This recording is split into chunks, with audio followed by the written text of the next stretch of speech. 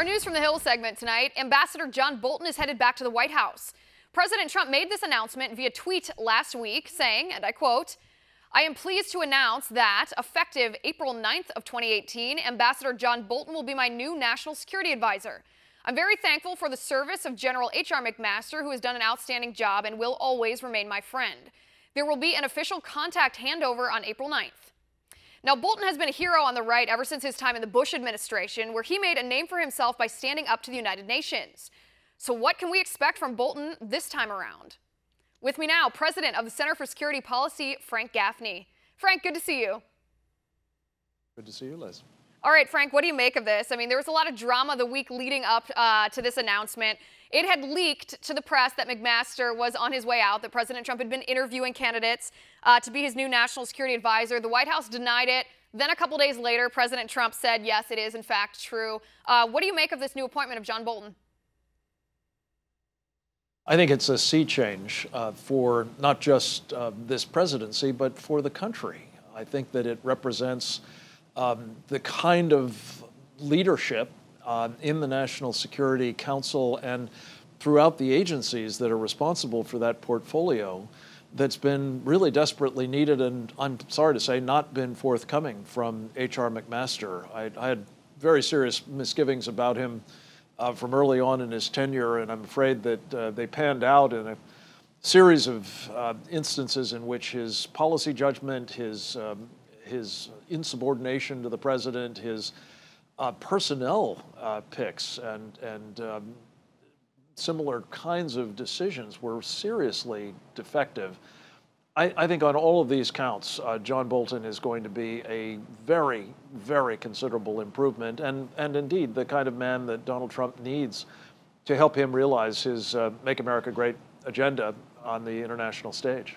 Right, and critics say that all this, they call it chaos, all this turnover in the White House.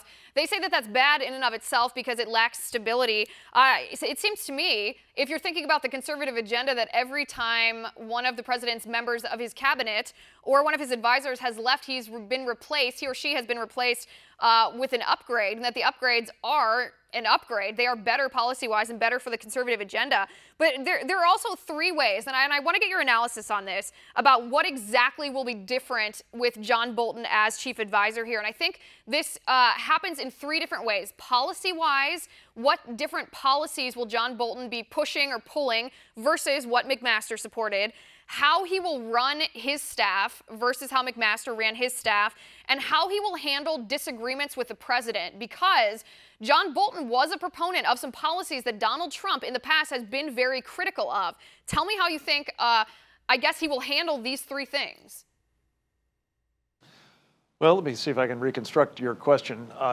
On policy, look, I think that what John Bolton is going to bring to this is a very determined commitment to help the president succeed at his policies. So if you're interested in what policies are likely to be preeminent, I think they will be Donald Trump's, and I hope that that will mean the kinds of things that he ran on when he was a candidate for president, and the kinds of things that feature prominently in his national security strategy unveiled in December, but that haven't really been fulfilled. I think that means a very tough line on what I think of as Sharia supremacism. I think it means trying to make sure that we actually do not bring more of these folks into our country. I think it means dealing effectively with the threat from Iran and the threat from North Korea, as well as contending with the growing menace posed by both Russia and Communist China. These are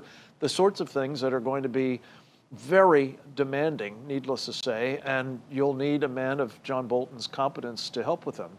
I think on the personnel front, I believe that the kind of people that John Bolton will want working for the president are the kind of people that Donald Trump wants working for him, namely people who are loyal to him and his agenda, the people who are going to be working to try to ensure its success, as opposed to the kind of people who populated H.R. McMaster's National Security Council, many of whom were holdovers from the Obama administration, some of whom were brought in from other agencies, but who nonetheless, I believe, were at odds with this president's agenda, and he also fired a bunch of people who were very much in Trump's camp.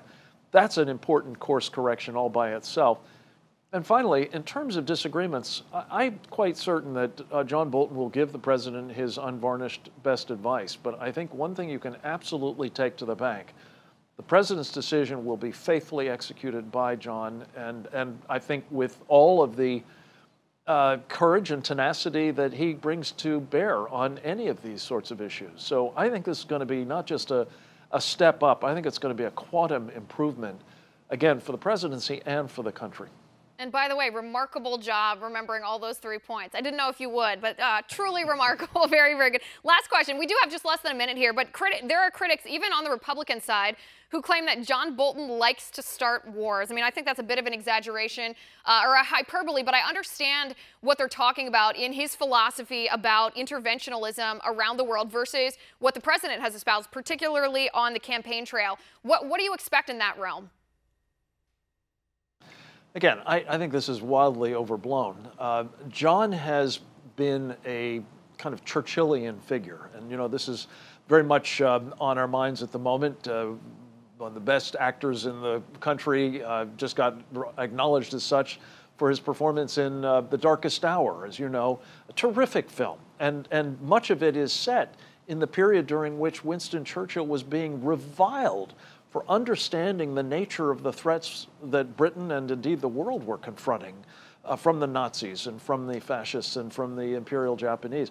In our own time, we're facing similar threats. And I think the counsel of someone like John, who's clear-eyed about this and who is willing to speak truthfully to power, both enemy power and our own, to ensure that we protect our people is a necessary component in the decision-making process. And I give Donald Trump great credit. There may be points on which they're going to disagree, but he said explicitly, Liz, he wants people around him who will give him the best advice that they can. And he'll make the best judgment, I'm quite confident, informed by that best advice. I don't think this is a formula for warmongering. I don't think John's interested in that. He's interested in preventing wars, right, much as Winston Churchill was, and certainly I think as Donald Trump is. Right, and I would echo that. I guess I fundamentally disagree with the idea that chaos in and of itself is a bad thing when these replacements at cabinet-level positions are upgrades from the previous people that held that position, with all due respect to those people. Frank, we're out of time. Thanks for coming on the show.